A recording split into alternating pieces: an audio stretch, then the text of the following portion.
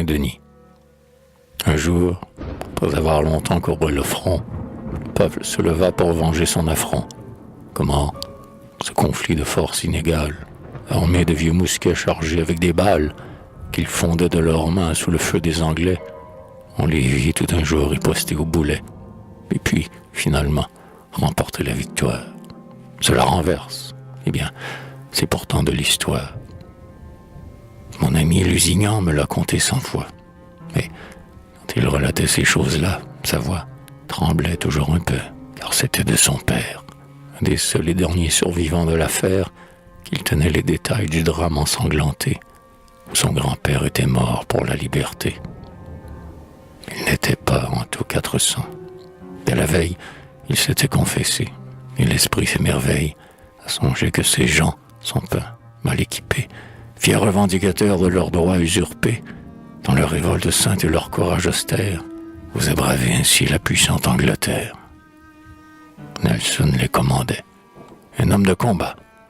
Oh, les sombres retours des choses d'ici-bas. Si cet homme eût fini là, dans toute sa gloire, pour l'avenir, quel poids de moins sur sa mémoire. Quand on tombe de haut, la chute fait frémir.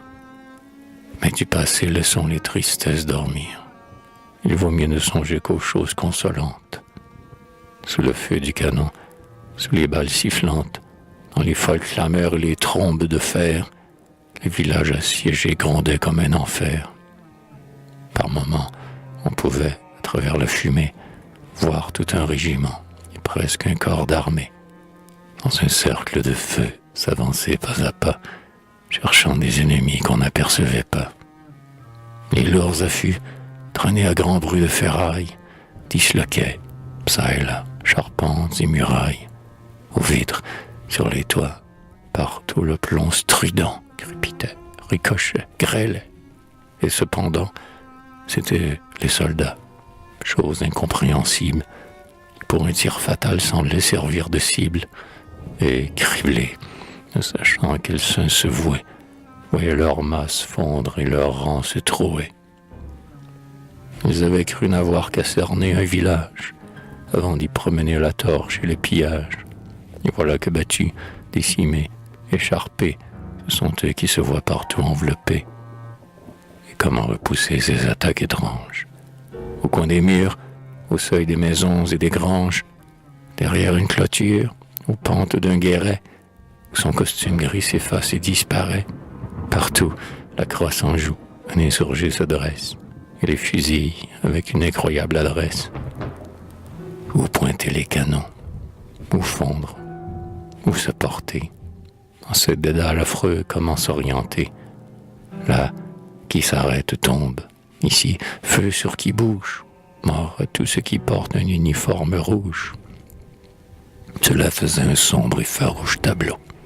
Le commandant, un vieux soldat de Waterloo, pâle, et voyant déjà, sans être un grand prophète, venir l'humiliante et fatale défaite devant cet ennemi qui glisse dans ses mains, au premier rang s'épuise en efforts surhumains. Il comprend que pour lui l'échec serait la honte, et, courant devant de la mort qu'il affronte, il cherche en vain, par des appels exaspérés, à rallier un peu ses soldats effarés. Impossible. Et bientôt, tout le long de la route, on vit s'enfuir au loin les Anglais en déroute. Armes, munitions, vivres, fourgons chargés, tombaient du même coup aux mains des insurgés. Les opprimés avaient remporté la victoire. Et l'un des plus brillants feuillets de notre histoire porte aujourd'hui le nom vainqueur de Saint-Denis. Hélas, aux horizons bien vite rembrunis. 2 jours après, c'était l'envers de la médaille. Saint-Charles perdait tout en perdant la bataille. Tout, non pas, car déjà le coup avait porté. Saint-Denis nous avait conquis la liberté.